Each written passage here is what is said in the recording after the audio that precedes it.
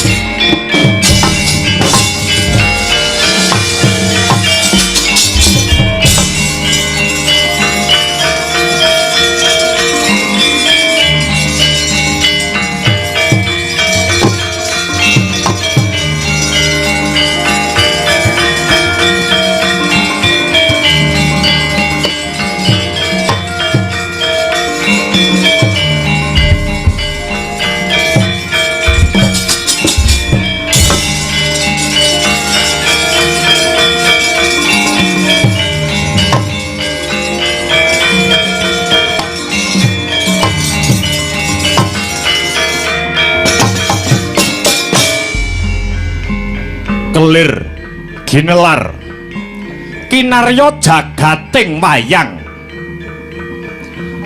minangka pralampita laksitane gesang titah ing madyapada manungsa sinebat titah sampurna rumagang kanthi getering rasa nalar kang mulur budi kang luhur pinarcaya dadi wakile Gusti mranata jagat saisine dimen lulus kang sedya manungsa kudu anggaduh kawruh sampurnaning dumadi saranane kudu maguru.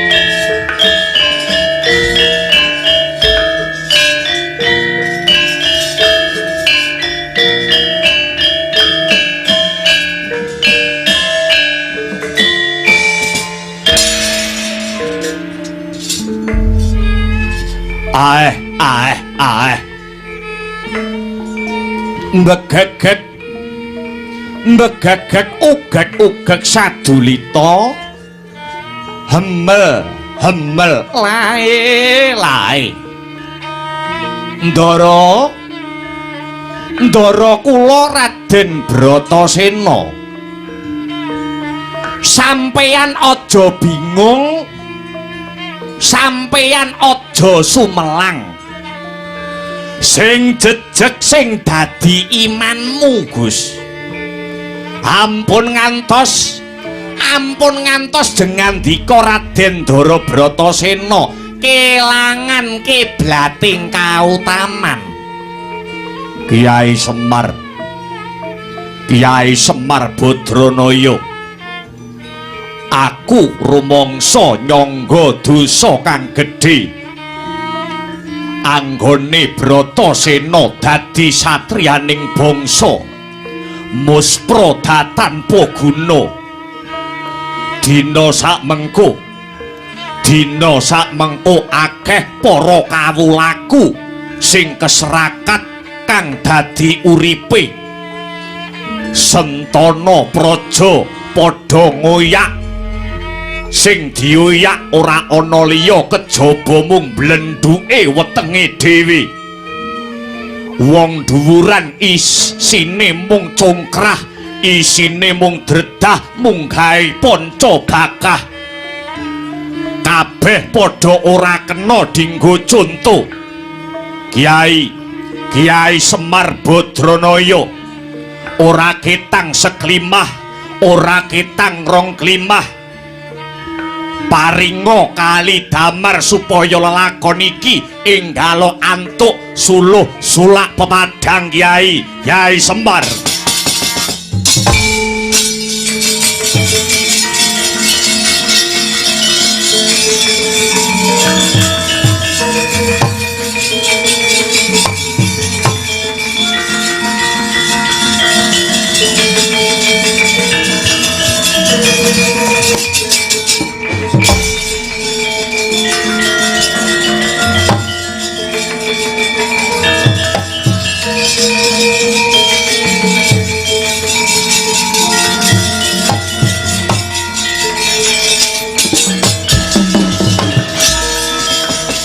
Semareka den prayitna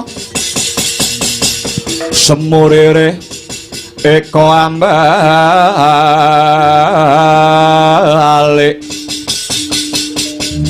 titiani kandayani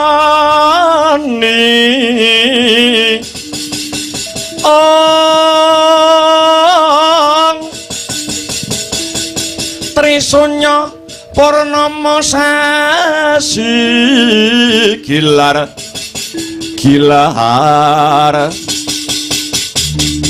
semedining tengahing latar milang ana lintang bima sekti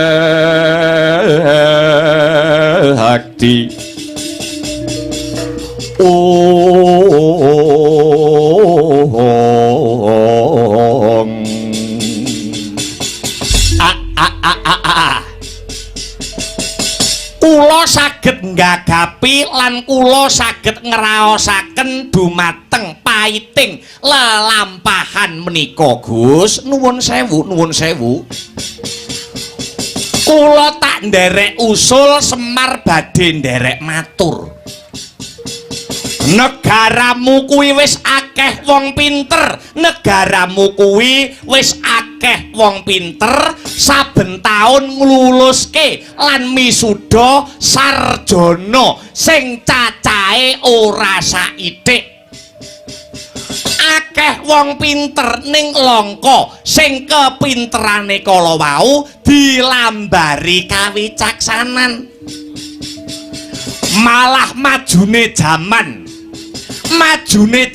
nadyan mung nganggo piranti sing mung sak gegem parandene ilmu apa wae bisa disinau saka kono.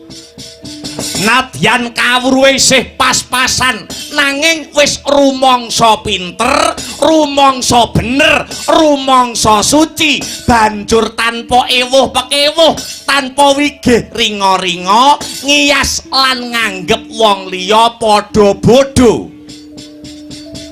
Mongko Gus, mongko ilmu niku kelakone kanthi laku. Tegese dilakoni lan kudu ana guru sing njujukake laku. Wong golek ilmu niku hukume wajib. Wong golek ilmu niku hukume wajib nanging mangkate tujuane wong golek ilmu sampeyan ya kudu weruh. Akeh-akehe wong golek kepinteran iku mung ben dadi wong kondang, mung ben dadi wong sugih, dadi wong mulya, wong sing duweni derajat lan pangkat kajen keringan. Mongko gegayuhan niku kala wau sejatine kleru. Gegayuhan sing ngoten niku sejatine kleru merga napa? Merga saripatine ilmu niku tanpa beda kaya pasemone pari. Pari nika saya isi saya ndingkluk. Pari dadi beras, diolah dadi sego, bisa dadi pangan satemah piguna tumrape wong akeh. Ndara Bratasena sing madhep kang sarta mantep sing dadi rasamu. Manggolek ilmu marang guru sing cocok karo rasamu. Men sampeyan weruh, men sampeyan ngerti lamun ta wong pinter. Wong pinter sing sejati niku jiwane lembah manah, pikirane wicaksana lan kepinterane bisa piguna kanggo wong akeh. Niku paugerane wong golek ilmu, Den.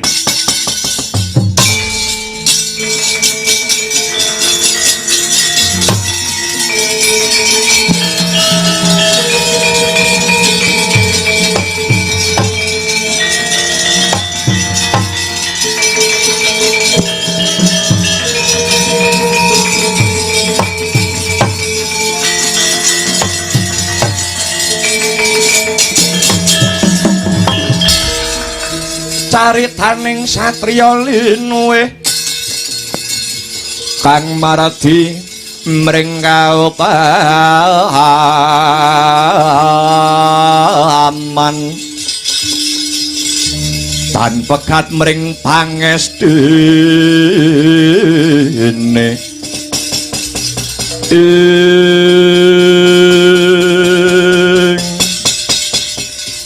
Kyai Semar Badranaya banget panarimaku tuturmu becik bisa kuwawa nggugah marang rasane Bratasena aku njaluk pangestumu Guru Durna sing tak tuju. Inggih Gus, inggih. Nanging nuwun sewu, ucap kula niki manggondeli sing kenceng. Kasil lan orane wong golek ilmu niku ora gumantung saka gurune sapa. Kula baleni. Kasil lan orane wong golek ilmu niku ora gumantung gurune sapa. Nadyan gurune pinter, nanging yen siswane niku keset, yekti ora bakal bisa dadi kosok baline. Nadyan to gurune niku ora bener, nanging yen siswane tigen mugen lan temen anggene sinau, yekti sampeyan bakal dadi murid sing pepethingan. Mang budal teng pertapan Sokalima, mang budal teng Guru Durna.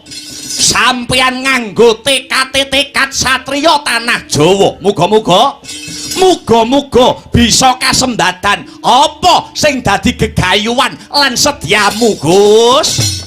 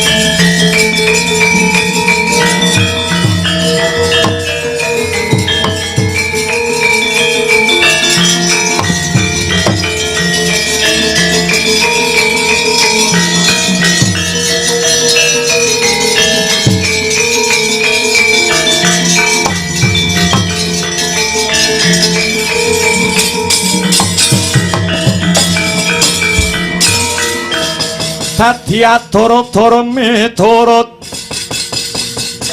anut sumaram ring Gusti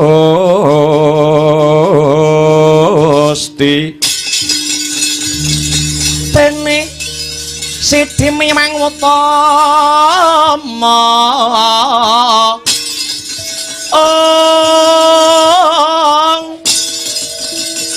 panindak ing praja ngedil bejo dadi bandara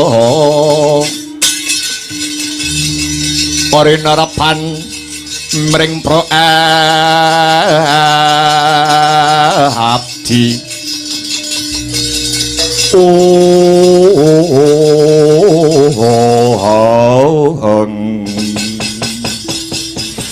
jagat dewa Bathara ya jagat pangestungkara Prabu Duryudana iki urip ana negara Ngastina ketoke dadi ratu gegedhuk ning kaya wong urip ijen tanpa kanca tiwas mercaya wong pirang-pirang tibaning padha kabeh mung sarwa lamis ora lair ora tekan batin anggone nyengkuyung adeke Prabu Duryudana ratu ing negara Ngastina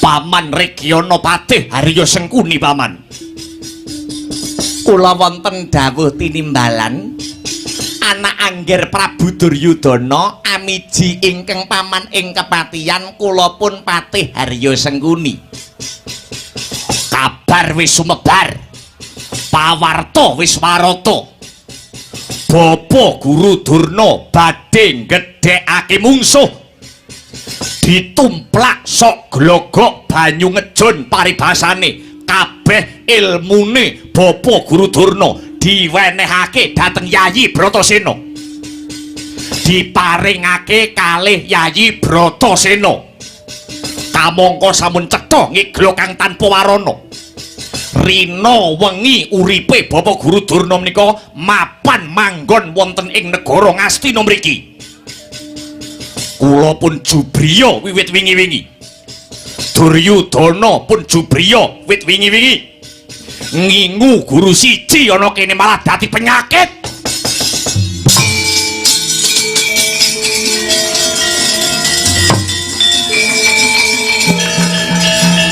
aksat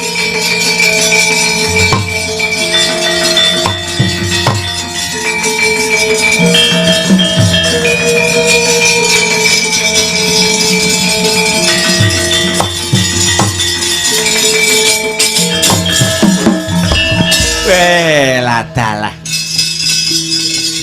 kula nuwun sewu ngger nuwun sewu Kakang Pandhita Durna niku lair batin anggenipun ngabdi dhateng negara Ngastina mriki sing ngomong sinten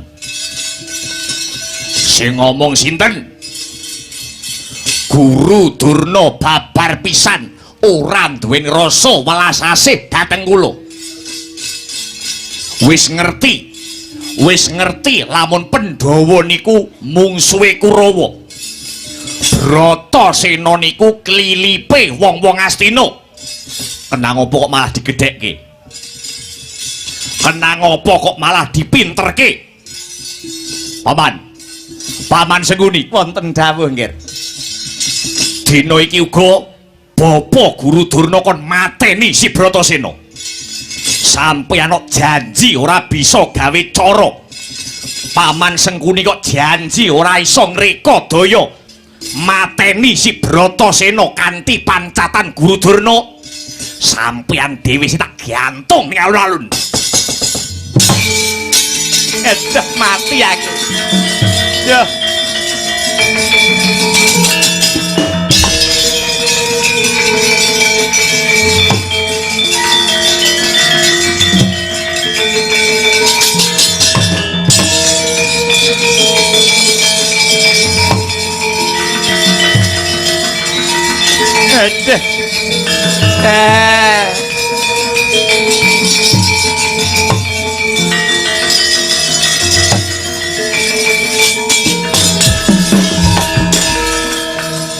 udari tiasra riwut ora wedi arawat wawati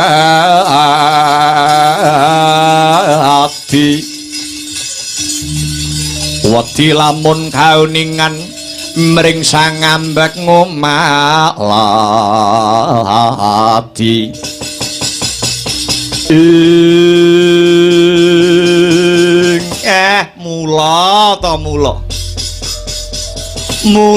mula layak aku mau bengi sengkuni mau bengi kok ngimpi dirubung sendok aduh ketiban awanget awake sengkuni iki alah Kakang Durna kowe biyen dikon ngabdi ana Ngastina kene supaya bisa Ngastina kene gawe tentrem supaya bisa Ngastina kene gawe ayem kang sarta tentrem ning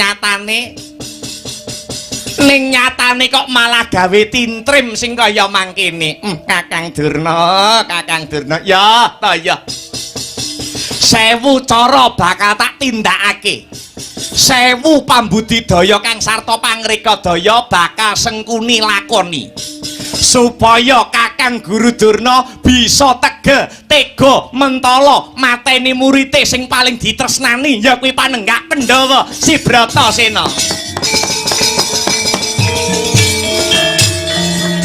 kang udari yasra riwut ruwete rawat pawati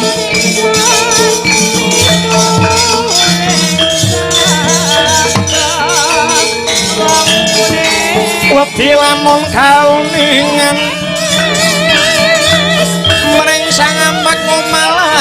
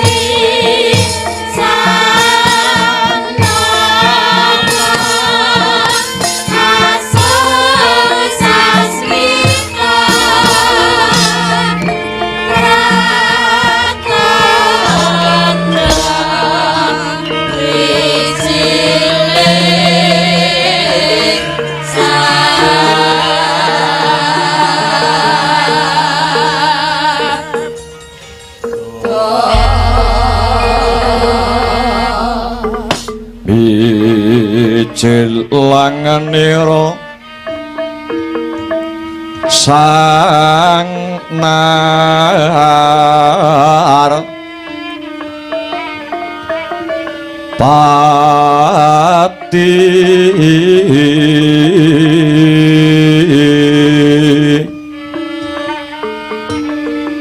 lampah hira alon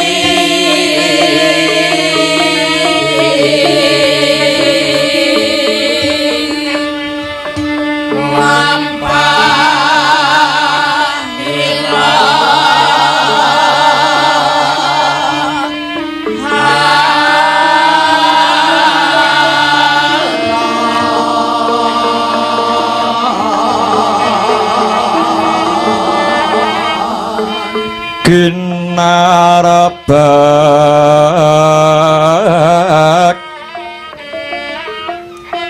padaya yuwarna nira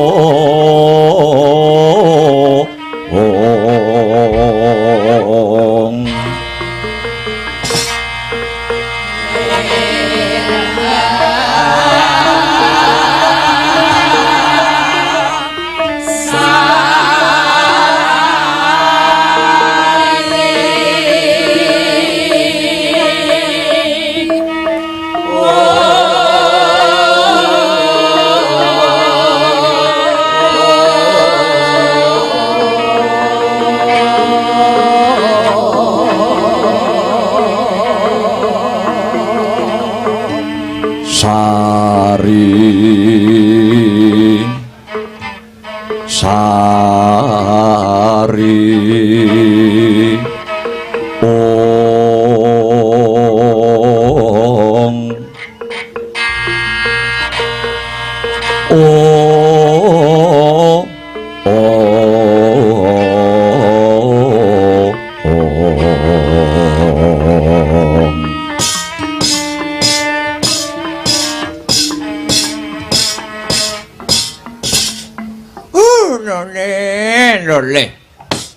Sumolole sumorate emprit gantil buntute omah joglo hawela layak to layak prenjake padha ganter jagone padha tarung ndak waspadakake kang prapta ana pertapan Sukalima ya kang mapan ana ing pertapan Sukapanca kene iki warangka negara Ngastina Adi Rekyana Patih Harya Sengkuni. Sakwise Adipati Harya Sengkuni jenak anggone pinarak, prayoga anggone seba, jenjem anggone sumanggem maracoba. Maracoba luwih dhisik aku tak takon kelawan Adipati. Ha kok ngomong-ngowahi adat to, Di? Saben-saben ana perlu, saben-saben ana gawe. Sing kirane mangarsa ana sitinggil negara Ngastina kuwi cukup pun Kakang Sukalima. Lah kok iki si Adi sing prapta ana ing pertapan Sukalima kene janjane ana apa, Dipati? Kakang Durna. Iki ngene ya Kakang. Wa sing wigati aku sowan ana pertapan Sokalima kene. Ingkang sepisan ya kuwi tilik marang titi tata tentrem ingkang kagelar ana ing pertapanmu Sokalima kene. Ya merga saka kepinterane Kakang Durna satemandak sawang katon ayem tentrem jenjem premanem tanduran ing pawiyatan kene ya katon ijo royo-royo dalan-dalane ya katon resik kuwi kabeh meratandani lamun to pancen wegik lan mumpuni anggone Kakang Durna gula wentah marang para putra siswa. Lah angka loro aku mau ngarep gambuhake tembung alam oneng. Alam kuwi tembung lawas, oneng kuwi tegese kangen. Ya merga wis sawetara suwe aku datan pinanggya mula ripalungguhan iki aku seba ana pertapanmu Sokalima. Lah triwigatining perlu Kakang Durna anggonku sowan ana pertapanmu kene yektine ora metu saka krenteking atiku pribadi. Ning Sengkuni mung diutus dening Nalendra Ngastina anak Prabu Duryudana supaya nemoni karo Kakang Wakninggo ndel Sokalima. Dipate apa dawuh anak Angger Duryudana Dipate? Lah iki ngene ya Kakang, nyuwun sewu. Blakasuta blakutang terus terang dina iki Ratu Negara Ngastina lagi kuwur baliwur bingung bilunglungan sing dadi pamikire. Sik ing atase dadi ratu sing blegedhu ora kurang sawiji apa keceh bondo keceh raja brana paribasane bisa nepak bun-bunane wong sak negara Ngastina. Lah kok dadak nganggo sedih iki nalare kepiye Dipate? Kakang nyuwun sewu ingkang gumana musik sajroning penggalih tumrap Angger Jaka Pitana ora ana liya kejaba mung mungsuh bebuyutan satru mungguing cangklaan klilip mungguing netra ya kuwi para Pandhawa. Mongko nganti ripalungguhan iki Kakang sing jeneng Pandhawa lan Kurawa kuwi ngibarate banyu karo lenga. Ora bisa dadi siji, ora bisa manunggal, ora bisa rukun lan besuke kalamun para Pandhawa kenceng, para Kurawa cukeng anggone ngukui karo benere dhewe-dhewe tanwurunga bakal dumadi jangkaning jagat ingkang sinebut perang agung Baratayuda Jaya Binangun. Tah iki Kakang Angger anak Prabu Duryudana lagi mikirake babakan iki kaya winalik sing dadi rasane Ratu Ngastina Prabu Duryudana. Anak Prabu Duryudana kuwi ngukur marang kekuatane Kurawa apa dene ngukur kelawan kekuatane para Pandhawa. Nuwun sewu Kakang. Senadyan to para Pandhawa kuwi gunggunge mung 5 ning nyatane Pandhawa kuwi mentes kabeh, duwe keluwihan kabeh. Contone siji Puntadewa. Puntadewa kae senadyan ratu ketoke kelemar-kelemer, ora nate peperangan, nanging lamun ta murka utawa duka bisa mbledhos dadi buta sak gunung gedene. Kae Puntadewa Kakang. Angka loro panenggak Pandhawa Siwrekodara utawa Si Bratasena. Kadigdayane mbrebeki jagat. Sapa manungsa sing wani perang mungsuh Bratasena saiki jajal. Durung angka 3 panengah Pandhawa si Arjuna ya si Janaka. Wong lanang ngelem karo kasektene, nek wong wedok ngelem marang kebagusane. Tur duweni ketrampilan ingkang mrojol ing akerep, punjul ing apapak, prigel anggone olah jemparing. Durung kembar kemanian si Pinten utawa Tangsen utawa Nakula kelawan Sadiwa. Nah, saiki balik pirsanana murid-muridmu para Kurawa Kakang.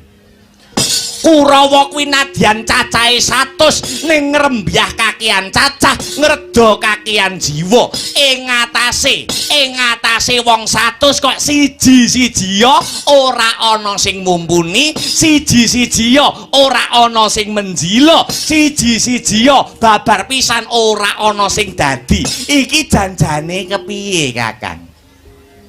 Mongko wis cetha pratela, lamun Pandhawa lan Kurawa kuwi anggone sekolah padha.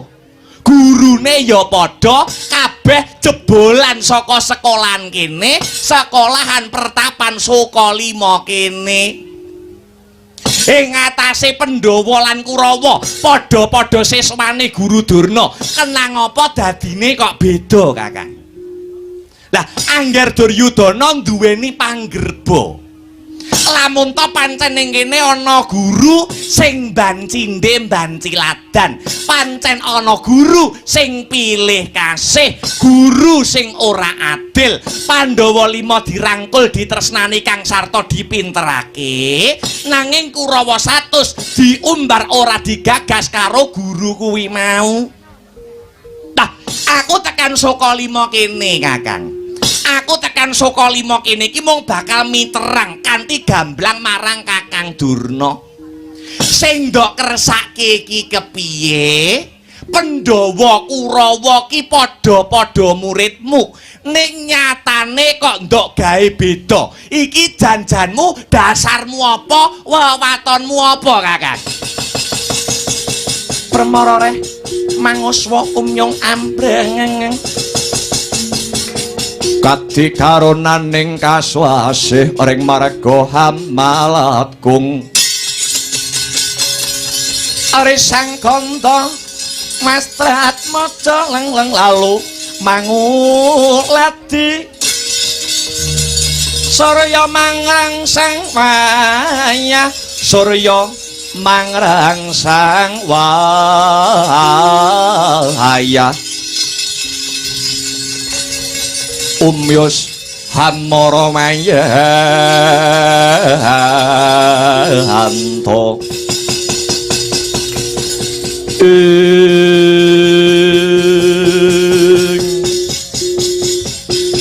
Adipate Kakang Durna kepriye?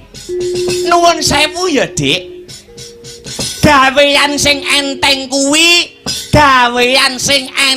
kuwi ora ana liya siji ngrasani loro maido. Tak baleni.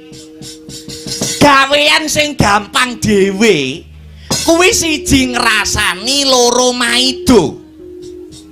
Kowe ora ngrasakake kaya ngapa to abote dadi dwija, kaya ngapa to abote dadi guru. Dadi lan orane murid kuwi gumantung Triwiyata, Dipate. Gumantung Triwiyata. Triwiyata kuwi apa, Kakang? Triwiyata, tri kuwi 3 wiyata kuwi tegese pasinaon. Dadi lan orane bocah kuwi gumantung 3 perkara sing sepisan, ya kuwi panggula wentahe Rama Ibu ana ing dalem, angka 2 piwulange bapak ibu guru ana ing sekolahan, dene ingkang 3 srawung utawa lingkungan. Kuwi sing nemtokake bocah mau apik apa ora. Gumantung 3 perkara kuwi mau, Dipate. Nalare kepriye, jlentrehe kepiye, Kakang Durna? Nah, saiki upamane ngene. Nadyan to panggula wentahe Rama Ibu ana ning dalem kuwi apik. Piwulake guru ana ing sekolahan ya becik. Ning yen lingkungane kuwi lingkungan mrosal, ora aneh ora mokal, dadi anak ya anak sing angel ditata, dadi anak ya anak sing angel diatur. Saiki mara gage sawangen, Dipate. Sawangen para Pandhawa kuwi anake Dewi Kunti Talibrata. Rina wengi tansah nyebul donga marang para leluhur. Ora kendhat anggone paring pitutur luhur marang anak-anake ya kuwi para Pandhawa. Lemek guru nggone sapa? Lemek guru nggone Durna. Le sekolah ya nggone Sukalima kene. Srawunge Pandhawa karo sapa? Srawunge Pandhawa karo Punakawan. Mligine Semar Badranaya karo Semar mesti dituturi marang budi pekerti ingkang luhur. Saiki aku genti takon karo para Kurawa Dipati. Kurawa kuwi anggone golek ilmu ya bener ana saka lima kene. Sing mulang ana dalem wong tuane kira-kira ya apik, kira-kira ya becik. Ning gandeng lingkungane kleru, lingkungane salah, mula Kurawa dadi bubrah. Genti aku tak takon, Kurawa kok iso morak-marik kaya ngono kuwi kumpulane karo sapa? Jajal. Dalem. Kurawa kuwi lho. Kelakuane iso morak-marik kaya ngono kuwi, morale bubrah kaya ngono kuwi. Kumpulane Kurawa rina wengi iki karo sapa Dipati? Ya karo aku. Mergo aku dipasrahi tanggung jawab karo wong tuane Kurawa supaya gula wentah karo para Kurawa. Lah, sing kleru ngene iki kira-kira sapa, Jajal? Mangka ning saka lima kene iki Pandhawa Kurawa babar pisan ora tak bedak-bedakake. Yen Pandhawa tak ulang ngitung-ngitung, Kurawa ya tak ulang ngitung-ngitung. Yen Pandhawa tak ulang babakan panembah, Kurawa ya semono uga, ora ana sing beda. Sing beda iki mung lingkungane Dipati. Wis saiki kowe ora perlu selak karo batinmu. Kurawa kuwi rina wengi isine mung kok doktrin supaya ora rukun karo para Pandhawa. Iya apa ora? Kowe ora perlu jawab, sing ngene ora perlu wangsulan. Kabeh sing nonton wayang bengi iki wis ngerti, Rina wengi kok racun karo kanistan supaya ora rukun karo para Pandhawa. Jajal, tekan para penonton. Kurawa iso bubrah morale kuwi gara-gara sapa? Ra gara-gara Sengkuni. Nggih napa mboten? Oh. Lho. Wis do sauran. Kabeh sing mirsani iki do bengi iki wis do panggam, do tanggap ing sasmita. Lah, gandeng lingkungane karo Sengkuni, kok jurang ana juranging kanistan. Kok gireng ana juranging kamurkan.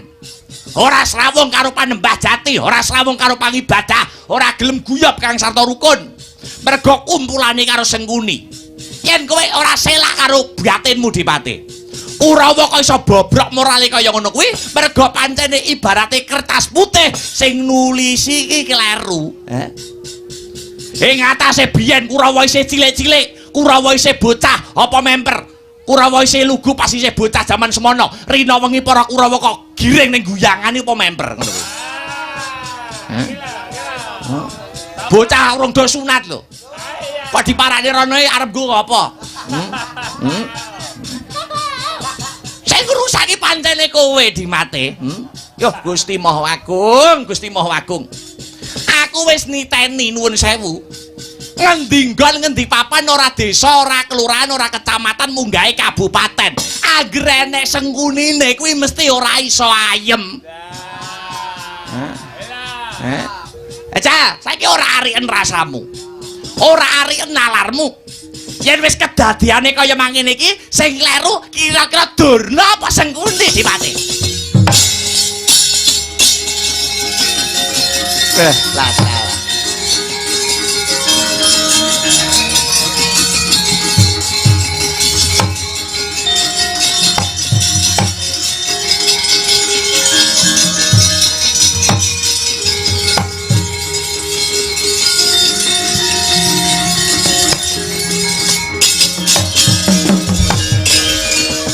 Leng-lenging driya mangu-mangu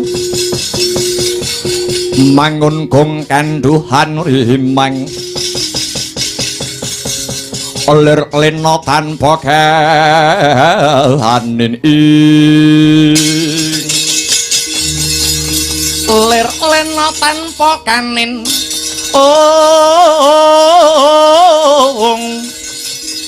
yen tantu lusa yen tantu lusa mengko sang Dyahutama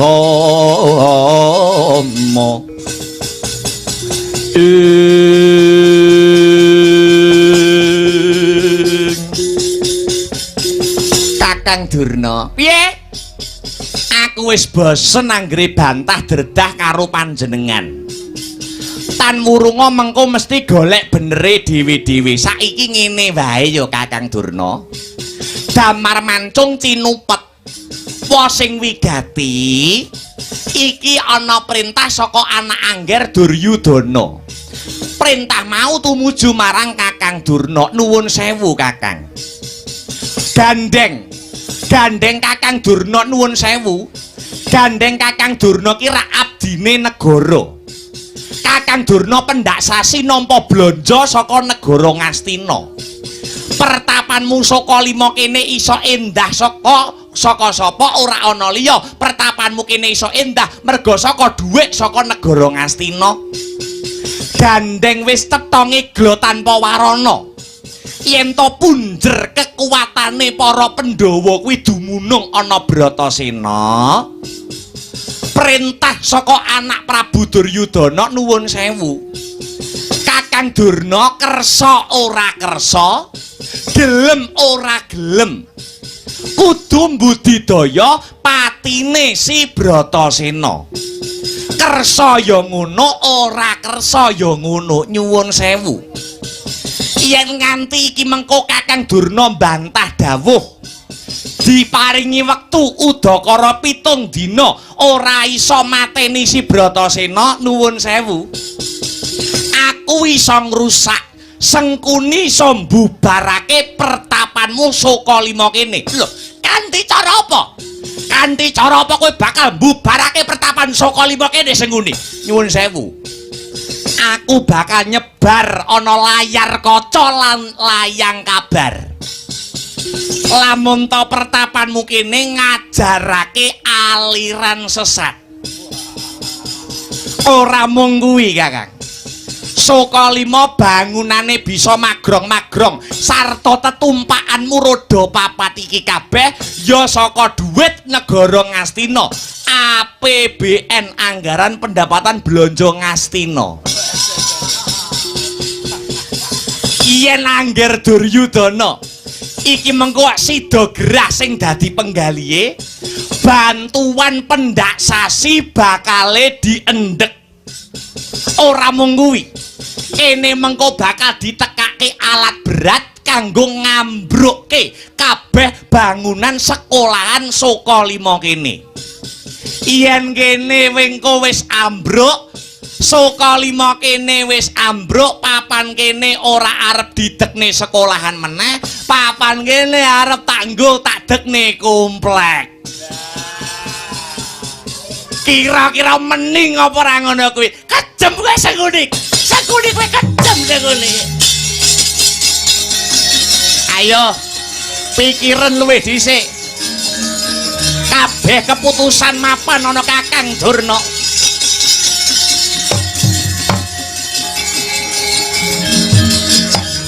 Aku bakal mapan ana pepungkuran. Pikiran ora arikan rasamu. Aduh, mati aku piye iki?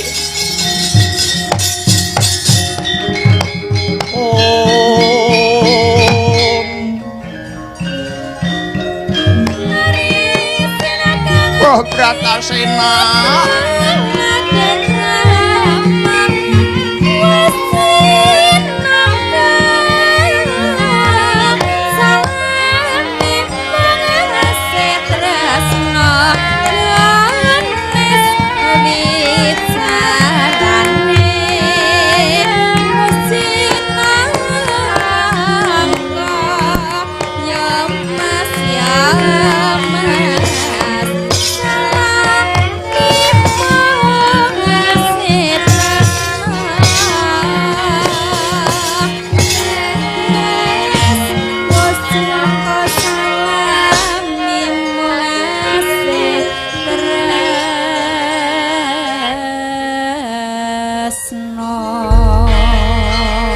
Hanjarah Kang Puspita Harum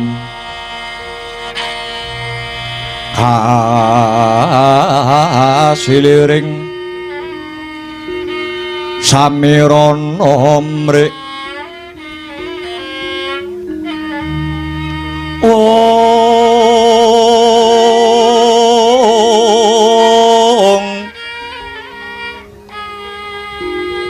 sekar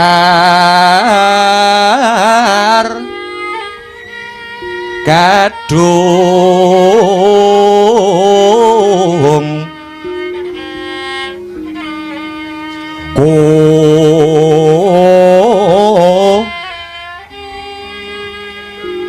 ngas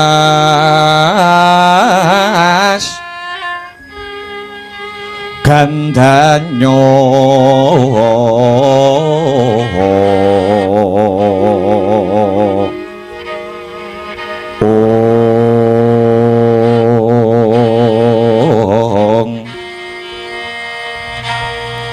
maweh raras renaning driya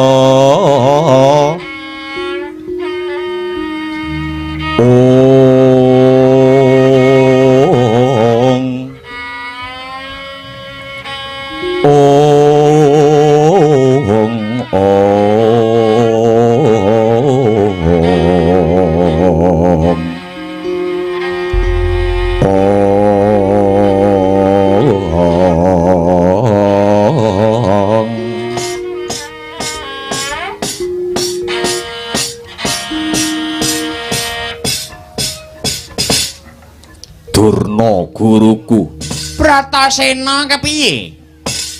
tekaku ngadhep marang panjenenganmu ya kuwi saka krenteking atine Bratasena kang kepingin nambah kepinteran ngangsu kawruh gegulang ilmu. Kosek Bratasena. Apa isih kurang anggonipun Bapa maringi ilmu marang kowe?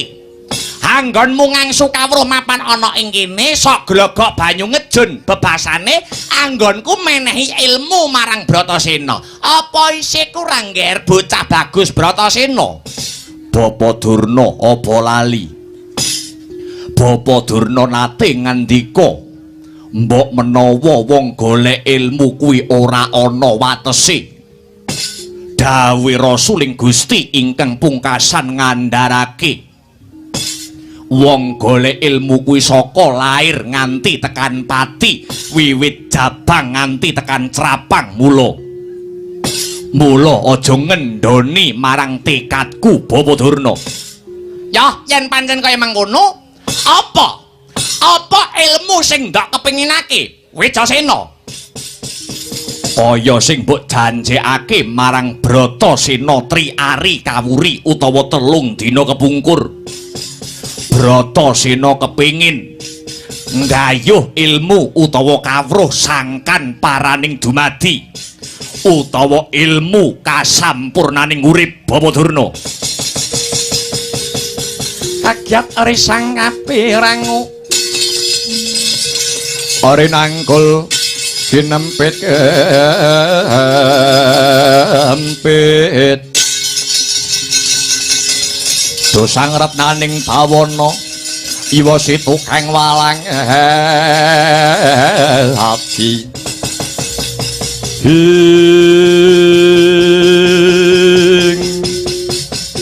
kawruh sangkan paraning dumadi Bratasena. ya pancen kapara nyata Ya jagat Dewa Bathara ya jagat Pangestungkara. Bratasena, kawruh kuwi pitukane abot lho Bratasena. Syarat saranane ora gampang. Ora mung bondo ning sisip sembire, luput katuranggane, nyawamu sing bakal dadi korban.